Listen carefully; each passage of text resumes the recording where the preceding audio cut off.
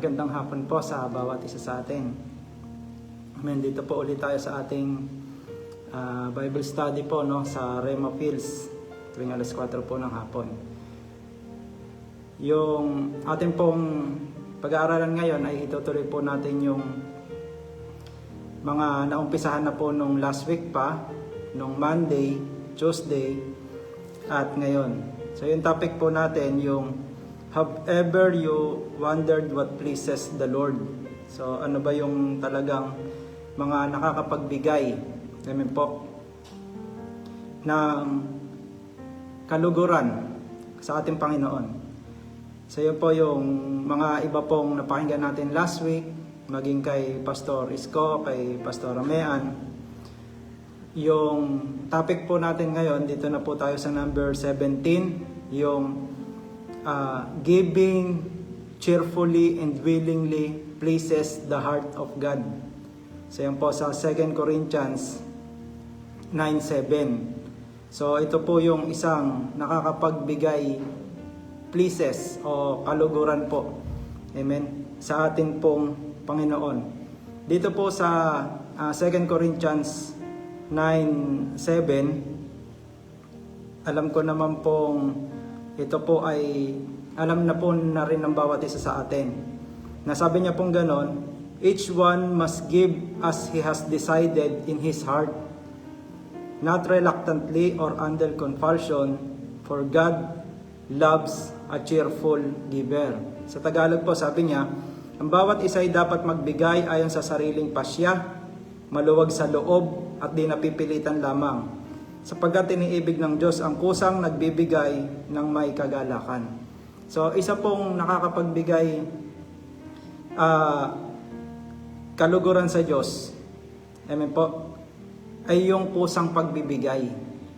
Meron po ritong tatlong bagay o tatlong klase na sinabi po ni Apostol Pablo, dahil siya po yung sumulat nito, na kung papaano ka hindi dapat magbigay at kung papaano ka magbigay. Sabi niya ganon, God love a cheerful giver. Yung kusang loob, ibig sabihin, sabi niya, yung sa una, sabi niya, ang bawat isa ay dapat magbigay ayon sa sariling pasya. Amen po. Yung nasa sarili mo, ibig sabihin, ito yung desisyon ng puso mo. Kasi maraming bagay po ang pagbibigay. Pero pag sinabi kasing pagbibigay, ang una pong pumapasok sa isip natin ay yung pera. Amen po. Pero marami pong klase. Sabi niya ganon, ulitin ko po, ang bawat isa ay dapat magbigay ayon sa sariling pasya, maluwag sa kalooban, at di napipilitan.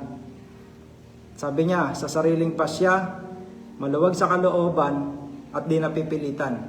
Ibig sabihin, yung sariling pasya, ito yung desisyon talaga ng puso mo na kung ano, kung magkano, o kung ano man yung dapat nating ibigay o ibibigay natin kung kanino man. Siyempre po, lalong-lalo na sa Panginoon. Sabi niya ganon, maluwag sa loob, yung sabi niya kasi rito sa English, not reluctantly, hindi ka masaya. Kailangan talaga pag nagbigay ka ay masaya ka. Kasi bakit? Sabi niya gano'n yung pangatlo, at di napipilitan o hindi yung under compulsion or nasa ilalim ka ng pamumuwersa. Na pag sinabing, o sige magbigay tayo, kailangan magbigay tayo. Amen. Ayaw po ng Diyos nun eh. Kasi bakit? Ang gusto ng Diyos, sabi niya gano'n, cheerful giver. Ibig sabihin, kusang nagbibigay ng may kagalakan. Alam niyo po kung bakit ganon? Matalino rin talaga ang Diyos eh. Kasi pag sinabi niya ang kusang nagbibigay ng may kagalakan, kusa, tapos masaya ka pa. Kasi yung bagay na ganon, hindi mo pwedeng isumbat pag dumating yung araw. Kasi bakit? Binigay mo ng kusa eh. Kahit pa sabihin na natin ano yan, kahit pa sabihin na natin yung pagbibigay natin naging impulsive. Ibig sabihin naging pabigla-bigla tayo sa pagbibigay dahil na-bless tayo, natuwa tayo, nasiyahan tayo. Hindi mo pwedeng maisumbat yan pagdating ng araw o biglang naisip mo, sana hindi pala ako nagbigay ah. Ikaw magsisisi ka kasi nagbigay ka eh. Dala ng emosyon, dala ng na-bless ka, dala ng kung ano man. Pero tignan nyo po hindi natin maisusumbat yung bagay na yon. Kasi bakit? Kusa eh. Tapos, natuwa pa tayo, nagagalak pa tayo na magbigay. Kaya yung requirements ng pagbibigay na kinalulugdan ng Diyos ay yung kusa.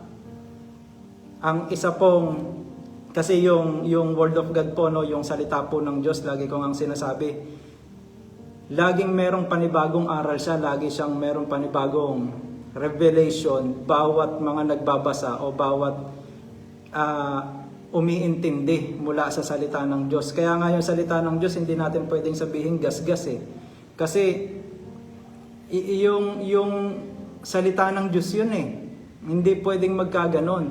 Every time na nagbabasa tayo ng Biblia, nagbabasa tayo ng Bible, nagbabasa tayo ng salita ng Diyos, laging merong panibagong aral, merong panibagong matututunan, may panibagong wisdom, may panibagong understanding, may panibagong knowledge na tayong makukuha dyan. Kaya kung babasahin lang natin, iintindihin lang natin siya talaga mabuti, yung salita ng Diyos, dyan talaga tayo makakakuha ng mga magagandang prinsipyo, o mga principles sa buhay natin. Even dito po sa part ng pagbibigay. Sabi niya ganon, giving cheerfully and willingly pleases the heart of God. Kung gusto pala natin ma-please yung puso ng Diyos,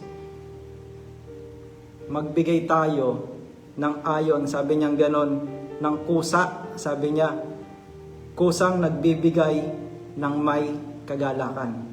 Hindi po tayo, kung babalik ta rin natin lahat ng sinabi, na pag sinabing sariling pasya, pag sinabing desisyon ng puso yan, pag binaligtad mo yan, ayaw mo. Pero magbibigay ka. Ayaw ng Diyos ng ganon. Pag sinabi mo namang maluwag sa kalooban, o nagbigay ka naman, hindi masaya, ayaw din ng Diyos yan. Ayaw din ng Diyos nung napipilitan tayo. Ang pinakagusto talaga ng Diyos, kusang nagbibigay ng may kagalakan. Ulitin ko po, ito yung pinaka gusto ko pong makuha natin. Na pag tayo nagbigay ng kusa at may galak doon sa puso natin, tandaan nyo po, marami, mga tao, halos karamihan sa mga tao, lalo na pagka hindi mga mananampalataya, kahit pa sabihin na nating generous sila, pero pagkadating ng araw, na isasabi pa yun na ikukwento pa yun, na isusumbat pa yun. Lalo na pag sa Diyos mo ginawa yun, napakasakit sa Diyos nun, kasi unang-una, lahat ng meron tayo hindi atin. Lahat ng meron tayo ay nagmumula rin sa Diyos. Kaya kung magbigay tayo sa Diyos, kung magbigay tayo sa Kanya, yun ay, yes, pagbibigay, pero kung tutuusin nga po, parang nagbalik lang tayo ng binigay din sa atin. Kaya gusto niya talaga yung kusa tapos yung may kagalakan, para pagkadating ng time na yon, na bigla nating naisip, sana hindi pala ako nagbigay Ikaw na lang yung magsisisi, pero hindi mo na maisusumbat. Amen po. So, kaya kailangan cheerfully and willingly pagka nagbibigay po tayo, lalong-lalo na po sa Panginoon. So, ayan po yung 17 at ito po yung 18. Sabi niya ganon, The Lord delights when His people seek through wisdom. Basahin po natin ito sa Proverbs chapter 2. Verse 6 to 10. Medyo mahaba po kung babasahin po natin talaga yung kabuuan. Basahin ko po muna sa English tapos sa Tagalog. Sabi niya, For the Lord gives wisdom. So yung Diyos pala yung nagbibigay ng wisdom. From His mouth come knowledge and understanding. So hanggang 6 po yan, basahin nyo na lang po hanggang 8, tapos talon po tayo sa verse 10. Sabi niya ganon, For wisdom will come into your heart, and knowledge will be pleasant to your soul. Sa Tagalog po, sabi niya ganon, sapagkat si Yahweh ang nagbibigay. Sabi niya, tandaan ninyo ito. Sapagkat ang Panginoon ay nagbibigay ng karunungan Sa kanyang bibig nagmumula ang kaalaman. Sa verse 6 po yan. Tapos 7, 8, 9, talon po tayo sa 10. Sabi niya, sapagkat papasok sa iyong puso ang karunungan at magiging kaaya-aya sa iyong kaluluwa ang kaalaman. Medyo mahirap po nating maintindihan yung wisdom kung hindi po natin maiintindihan yung knowledge at yung understanding. Kasi yung wisdom, ito na po yung pinaka ito na po yung pinaka life application. Amen po. Yung dunong kasi, ibig sabihin, sa madaling illustration, marunong. Ibig sabihin, madunong. Halimbawa, sabihin na natin, nakakita ka ng bangko. Sasabihin mo, yung bangko, ganyan lang pala yan eh. Nakita mo, tapos, nakita mo parang ang dali gawin. Pero nung ikaw na yung gagawa, hindi mo na kaya. Tapos, hindi na katulad nun. Ayun po yung wisdom. Pero sabi ko nga pong ganun, medyo mahirap natin maunawaan yung wisdom kung hindi natin mauunawaan yung knowledge at yung understanding. Hindi ko lang po alam kung bakit ganito yung pagkakakonstruct. Siguro talagang tama ito. Pero kailangan po maunawaan muna natin bakit ba nagkakaroon ng wisdom yung tao. Siyempre, magkakaroon siya ng wisdom pagka alam niya yung knowledge. Amen po?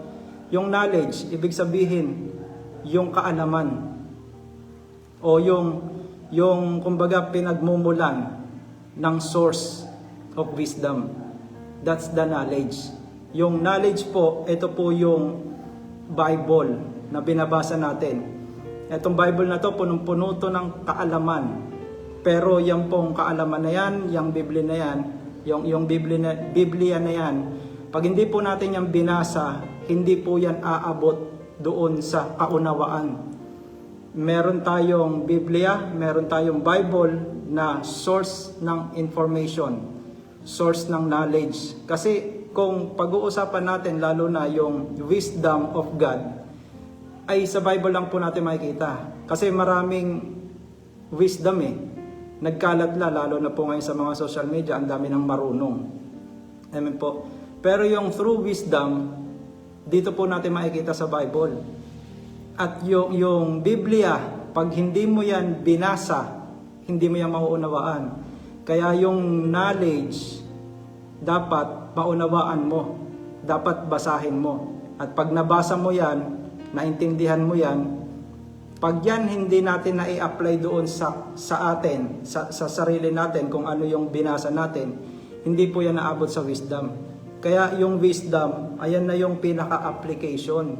Kumbaga, marunong ka na. Parang ganito po yan. Huwag niyo po ma-misinterpret, no? Yung mga engineers magagaling magplano. Pero pag yung eksakto o literal na gagawin na yung bahay mismo, karamihan, syempre, dahil sa nag-aral sila, hindi sila magiging construction boy, hindi sila makakapagtayo ng building.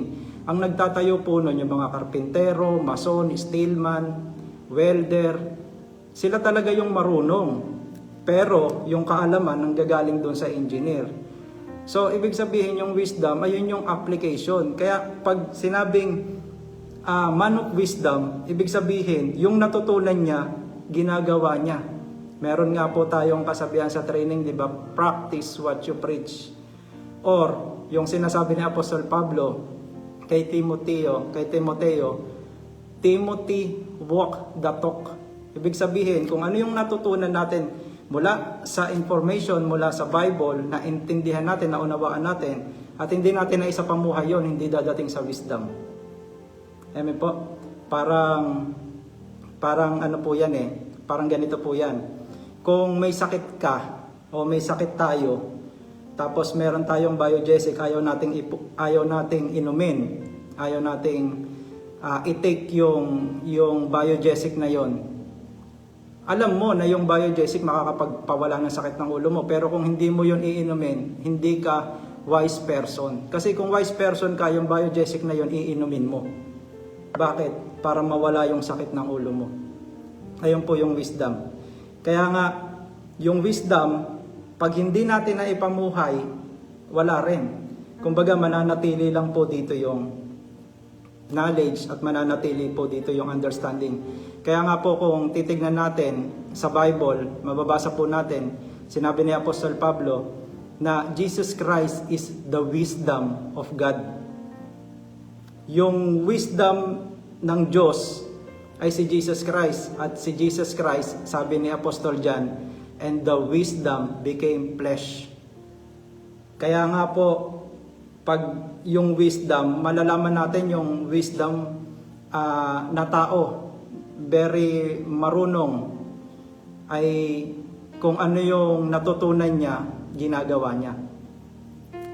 Ngayon, dito po natutuwa, o dito yung Diyos ay napaparangalan natin.